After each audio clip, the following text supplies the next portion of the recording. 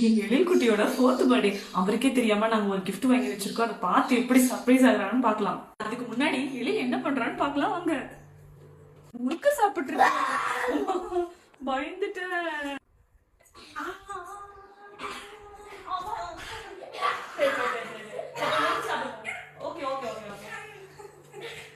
Surprise வந்து car டிக்கில இருக்கு, எடுத்துட்டு வரோம்.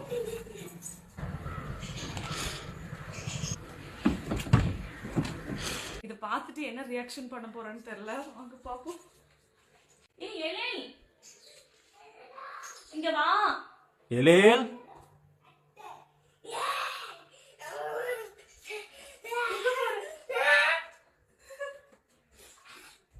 எப்படி இருக்கு?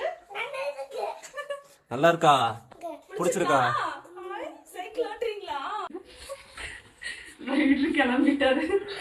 இல்ல சைக்கிள் ஓட்ட தெரியுமா?